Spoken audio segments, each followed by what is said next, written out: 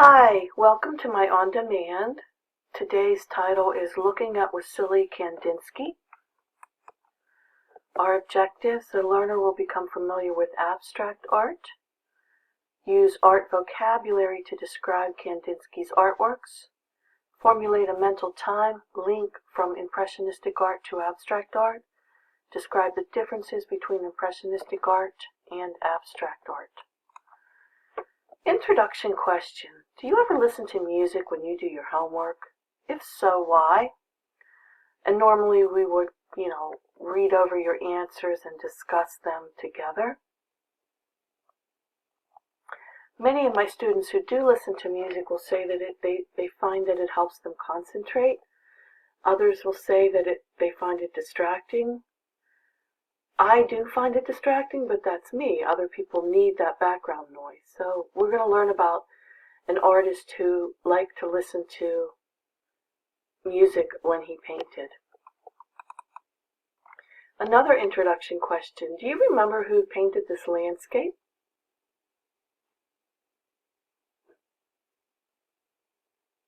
Georges Seurat, the island of La Grande Jatte.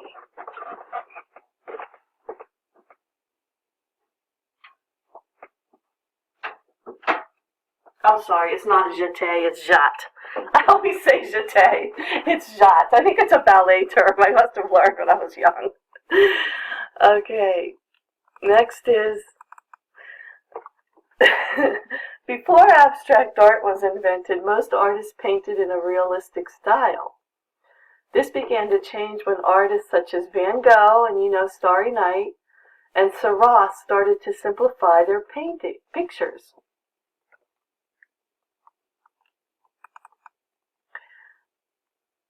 Around 1900, a group of artists called the Fauvists began to simplify their shapes and change their colors even more. See how bright and colorful that is? And it's not aligned to the normal perspectives. So the shapes are simple, the colors are bright and bold. Gradually, artists thought less about the subject matter and more about the shapes and colors in their paintings. Cubism began around 1910. Picasso is the most famous Cubist artist. We're going to talk about him tomorrow, actually. I'm making this on demand on Monday. So I'll see you Tuesday, and then you'll have this on Thursday. So you'll know a little bit about Picasso. Abstract art can be very simple, like this painting by the American artist Barnett Newman. In paintings like this, the artist is exploring different color combinations, which may affect the way the person looking at the picture might feel. These types of paintings are often very large, so that you are almost surrounded by them. Wassily Kandinsky was one of the first artists to paint abstract paintings. The paintings here is a semi-abstract because there are some things in it that are recognizable. And then up on the top right, the painting below is by Paul Klee. It is fully abstract because it only contains colors and shapes and patterns. Some of the earliest paintings were called Futurism. These paintings were about, capturing a feeling of movement. They were about new machines like airplanes, automobiles, and trains.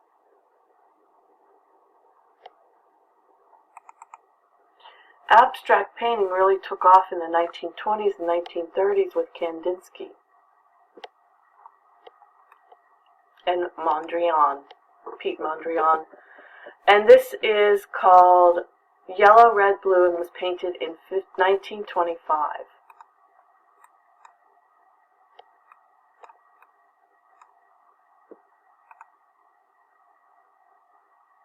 Isn't that cool? Abstract art, a trend in painting and sculpture in the 20th century. Abstract art seeks to break away from traditional representation of physical objects.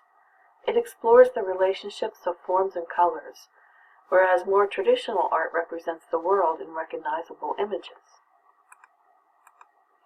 Abstract art is any art which does not contain figurative or representational content. A true painting is composed only of shapes and colors. A true abstract painting is composed only of shapes and colors. This is a semi-abstract painting by Kandinsky, and we just saw this one earlier. Some objects in it are recognizable. What can you see? So if you looked, you would see probably a bottle, a wheelbarrow, or some wheels, probably some still life in there.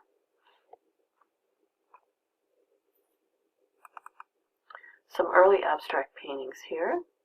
So these are fully abstract. You really don't recognize any of the images in them.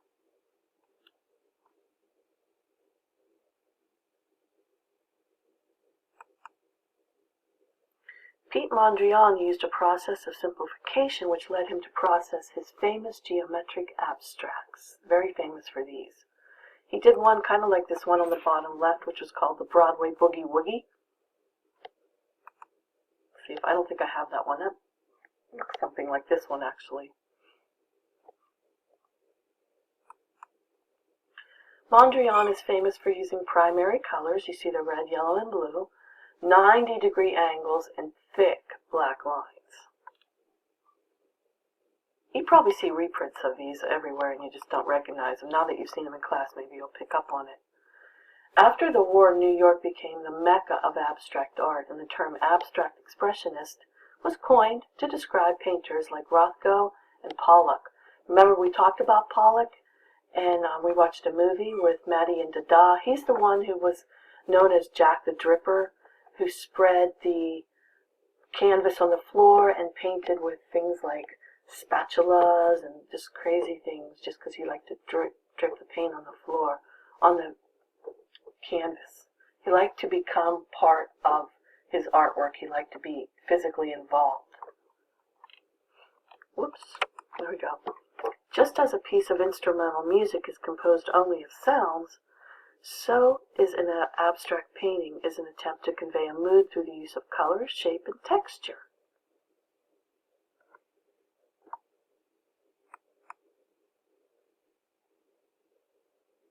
We've got the warm colors going on there. Here's a portrait, a photograph of Jackson Pollock, 1912 to 1956. He painted those huge canvases by flicking, pouring, and dripping paint. He was given the name Jack the Dripper. Here's another picture of him working. Here's one of his artworks. In the UK, prominent artists included Howard Hodgkin, Patrick Heron, and later Bridget Riley with her dizzying up art images. You might want to stand back and look at these. This is Jackson Pollock again. This is one of his famous ones.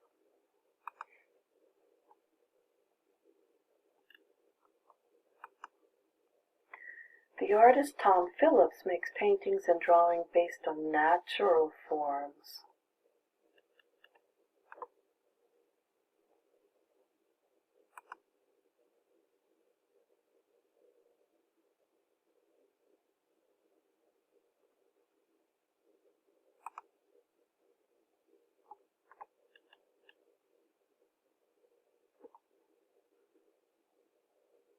That looks almost prehistoric, like cave art.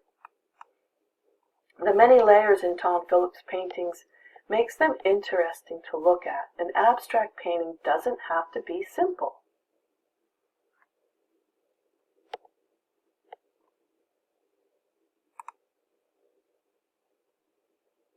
Lots of patterns in that one.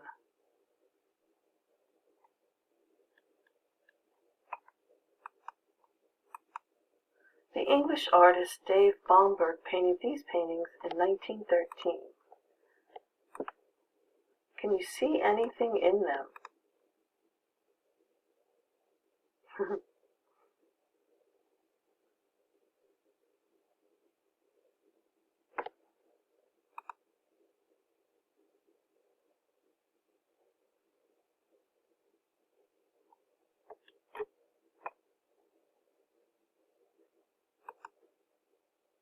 That one has a lot of movement. The Mud Bath, 1914.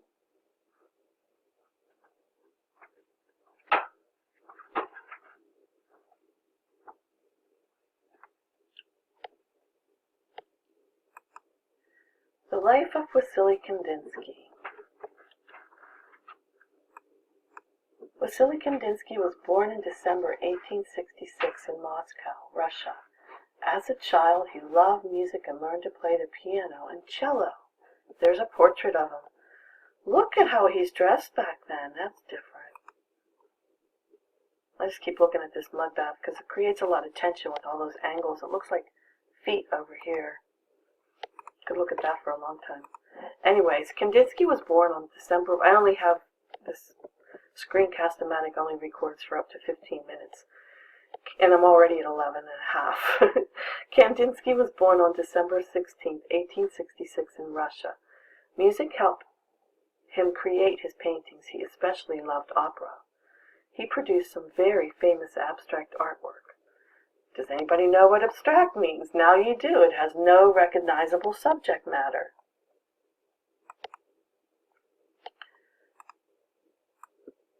After Kandinsky left school, he became a teacher. When he was 30 years old, he left and started studying art.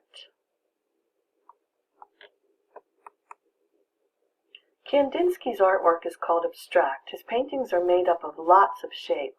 We will all see something different when we look at his artwork. Kandinsky used music to help him work. His favorite was jazz music. He listened to the music to help decide what colors and shapes to use.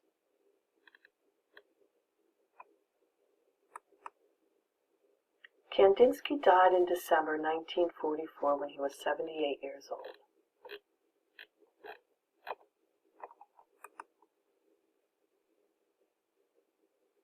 Here is what his work looks like. Yellow, Red, and Blue in 1925, composition the 8th. You can see all kinds of different shapes and all kinds of different colors. Blues and yellows and oranges and reds and violets and circles and triangles and rectangles and zigzags and lines and angles and half of triangles, etc.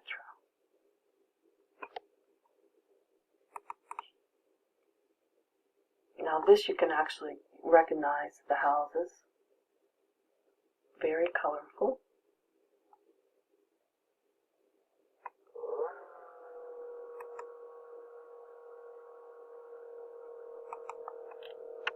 Squares with concentric rings. That's a very famous one. We saw this one earlier.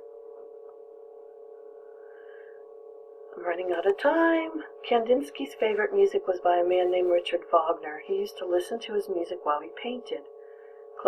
Well, we're not going to get to close your eyes and listen to Wagner's music. Maybe we'll do that next time. Send me the definition of abstract art. That would be your exit ticket, and hopefully you all know that that definition is artwork with no recognizable subject matter. Your independent practice is to watch the movie titled Art Kandinsky. It's a Matty and Dada movie. And take the abstract art quiz in Brain Honey. It's due January 19th. Have a great day, everybody. I'll see you on Tuesday. Thank you.